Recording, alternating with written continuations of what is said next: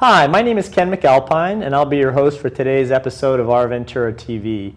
Our guest today is Steve Munch, a supremely talented photographer with long-time roots here in Ventura. Although he's photographed far and wide, and he's photographed for magazines and clients like ESPN and Quicksilver, you might say he's made a career of what's closest to his heart, namely our local waters. You can see his absolutely stunning photography of sea life and landscapes at his website, munchphotos.com, or you can stop into his shop at Ventura Harbor, Latitude's Fine Art Gallery. Welcome to the show, Steve. Thanks. First of all, I guess, yeah, it's our pleasure. General question, I mean, you're sort of a jack of all trades, but you've been a photographer for a long time. You're not formally trained, but you're obviously quite talented. How did you get into photography? All started with a surfing magazine. I saw an ad in the back that showed this tremendously long lens and lots of bikini-clad girls around the photographer, and I was like, wow, that guy's got it made. And lens, I think, was $29, $39, and again showed this tremendously long lens. So I ordered it and got it, and it was definitely far smaller than the lens that they showed. And I took it out and tried my hand being a surfer, and was hooked instantly. I produced images, you know, in those days that were very average, but I definitely fell in love with the art. And part of the fun has to be to watch your improvement. I mean, you've been doing it for a long time, and what you have now is, you know, from a sheerly objective point of view, astonishing. Mm-hmm. Thank you. Yeah. Now, I wanted to ask too, you know, you could live anywhere in the world and shoot anywhere in the world, and yet you choose to live and shoot here. Why is that? You know, I've traveled a lot with the photography that I've chosen. I shoot professional motorcycle racing. I shoot for Jason Pridmore's team, and so I do travel all over the country. And there's definitely some amazing places. The Four Corners region is definitely one of my favorites. I get in there into the Indian ruins, and it's just so different from Ventura, but there's just no place like home. You know, with the Channel Islands out here, I've done a lot of underwater photography, and I've traveled to Australia and Central America, Hawaiian Islands, and done a lot of diving, and kind of was amazed at what other people think is so beautiful. What we have here is, there's nothing like it. The kelp forests and just the amount of life that's out at the Channel Islands doing that underwater photography is amazing. I'll never leave Ventura. It's definitely home for sure. There is no place like home. There is really. No place like home for sure. Now I know you have a boat, and you spend a lot of TOW, time on the water. Yeah. How many days a year do you think you're out on the water shooting? It's all dependent on weather. You know, it's a small boat, so I'm very limited to the weather coming up. I actually just went out yesterday and got caught up in some real serious Transylvanian fog that I was a little nervous coming back in, that I wasn't gonna, you know, I just was gonna miss my mark, and I did. I passed just within 100 feet of the harbor entrance and missed it, and ended up coming up on Surfers Point, but you know, had the wherewithal to recognize where I was at, you know, on the beach, and make my way back into the harbor. So with that small of a boat, I'm definitely limited to really great weather days, which is, you know, it's all right. It's fun to travel out there on nice days.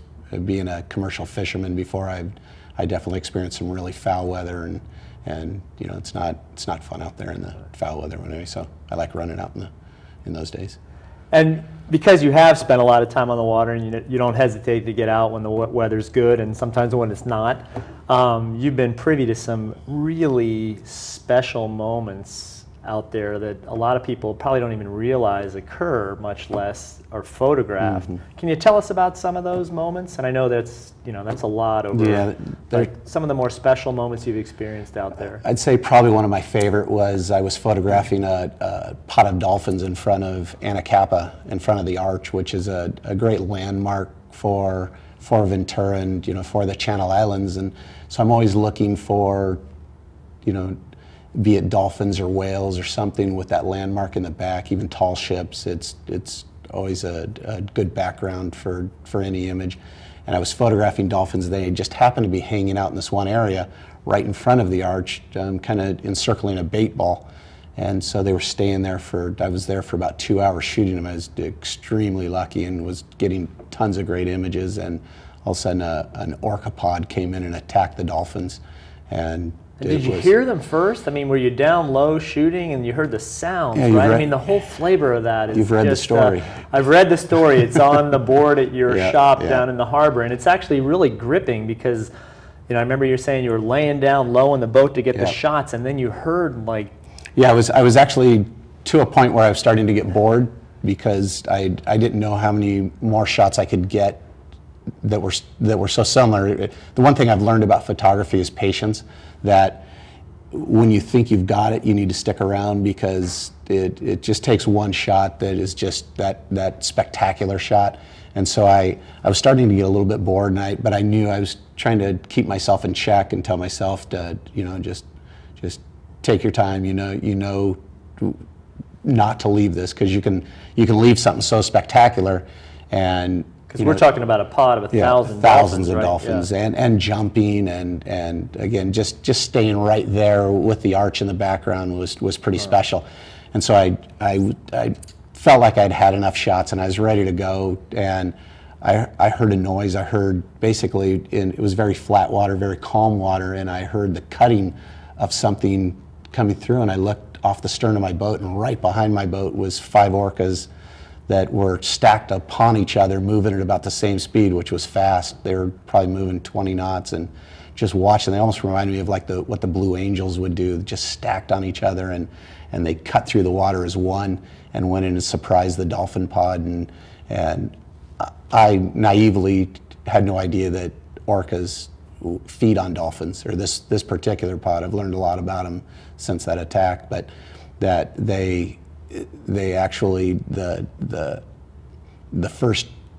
male orca actually attacked a dolphin. I just felt like I was going to get shots of orcas and dolphins swimming together, and you know what a beautiful thing that would be. And little did I know, the first thing I saw was this big male orca basically killed a dolphin right in front of my eyes, and I lowered the lens. I was so in shock by it, and then I realized that as a photographer I need to get that lens back up and get the shot, but the shot was already gone. Right, but that was an interesting, I mean, in a really dramatic and sad sense too, like a really sort of a photographic dilemma, right? I mean, you hear about photographers who shoot war scenes, and they're always told not to get involved, and at the very end, right, they had hunted, you know, they'd herded the dolphins, exhausted, there was like one left, right? And it actually, what happened there? Because it's a really gripping story, and it just shows you what occurs right off our coast, and what a patient photographer may run into and a dilemma they might face. You know, when I first started to photograph the dolphins, or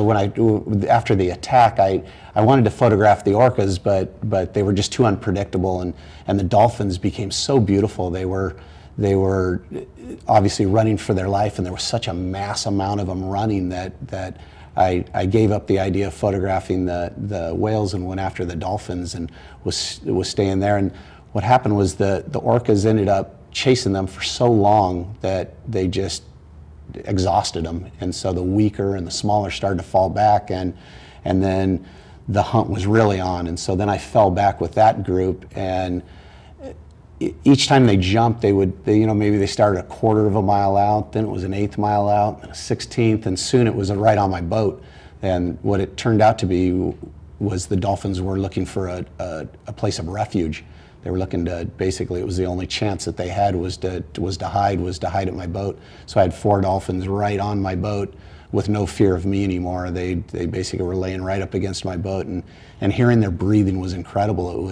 It was almost like a human being hyperventilating, and I could just sense their fear. And that it was very moving. I was torn between photographing what I was seeing and trying to help. And basically the orcas would come up and surge up underneath my boat, and 4 dolphins would go out, 3 would return. It would just repeat it until it was just the last one. Right? And I remember it rolling over and looking at me, and and basically in just total exhaustion. And I definitely felt a sense of guilt that I had basically chose to photograph this event and not, you know, do something to help save that dolphin or the three of them. And at the end, it was just all over. It was the orca came in, rolled on top of the exhausted dolphin, and then there was just nothing but silence. And that was probably the toughest part, was realizing that, you know, and again, being torn with, you know, could I have done something? Should I have done something? You know, I struggled with that for a while, for sure. Now, on a lighter note, I know, you know, you've had a chance to experience some amazing things out there, but you know, and again, this is such a special area, but and you're a happy-go-lucky guy by nature, but surely you must have a serious, is there any sort of serious underpinning to your photography, a message that you're trying to get across to people about the oceans, anything at all? You know, I don't think it started that way, but I think as I've matured, I think it's heading in that direction. I know just being around the ocean and seeing the pollution and the case of overfishing, and you know, there used to be blue sharks out there. I used to see blue sharks, and I would love nothing more than to photograph a blue shark right now, and there are none. And realizing that that's a result of shark finning and overfishing. And I think in the last, you know, maybe the last year or so, I've really started to head in that direction. But I've run through a lot of challenges with that, you know, internally, that it's starting off as anger and, you know, and frustration with, you know, almost the human race and what we've done to our oceans. But now I'm starting to, you know, recognize that those energies need to be put more, because I am, you know, I am what you say. I'm definitely enjoy life. Well, a photo's worth 1,000 words and then some. I mean, you can have an incredible impact with a great shot. I mean, as a photographer, you can touch a lot of people, and I know. And I think, like I say, I think with the maturity comes the recognition, is that, you know, that maybe a single person can do something, you know, to help with our oceans. And so I've searched out a few different organizations that, you know, and offering up my images, you know, for whatever they need, you know, from their websites, something as simple as that, to auctions, you know, whatever I can do to help people that are actually, you know, down in the trenches and trying to make a difference.